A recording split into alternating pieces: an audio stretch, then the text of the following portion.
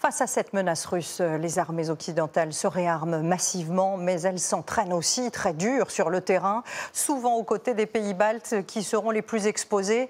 En ce moment, un exercice de l'OTAN a lieu en Lituanie, à quelques kilomètres de la Biélorussie. Et vous allez voir que les soldats français et américains semblent bien loin des crispations diplomatiques entre leurs deux pays. François-Xavier Ménage et Olivier Cresta. Le largage a lieu en pleine nature, 140 soldats français, des parachutistes de la Légion étrangère. Quelques secondes pour ranger la toile, 50 kilos de matériel sur le dos en comptant les armes.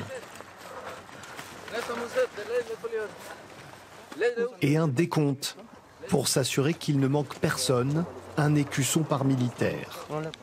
Des snipers sont positionnés, début d'un exercice d'infiltration en terrain hostile, sous le regard et la coordination des Américains.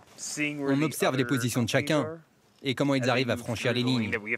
Donald Trump souffle le froid sur l'OTAN, dit qu'il veut réduire la voilure, mais sur le terrain, c'est autre chose. Ma compagnie travaille aux ordres d'un bataillon américain.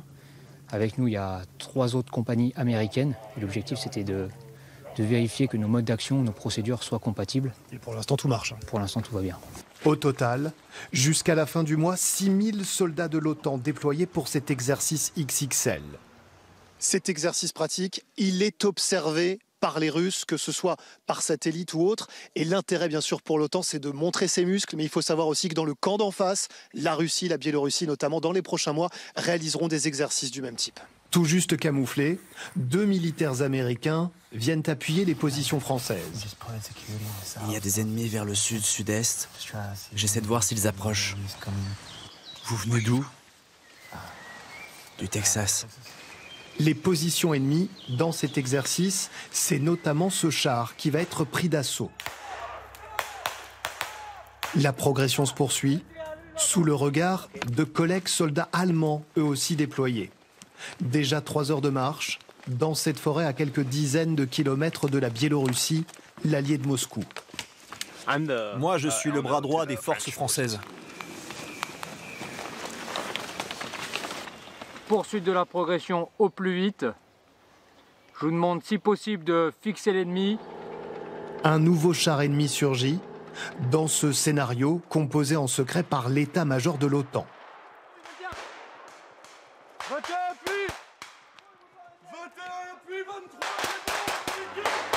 Les soldats tirent à blanc. Au sein de l'OTAN, les Français ont une certaine marque de fabrique. Donc on est réputé pour notre rusticité. Ça veut dire quoi? Capable de durer dans le temps, avec des moyens parfois dégradés ou limités, et dans des conditions qui sont assez difficiles. Donc nous, généralement, on ne se plaint pas trop dans des mauvaises conditions et on arrive à rester en bonne forme face à tout ça. De la force, il va en falloir. L'opération dure toute la nuit pour tester la fatigue des militaires tricolores.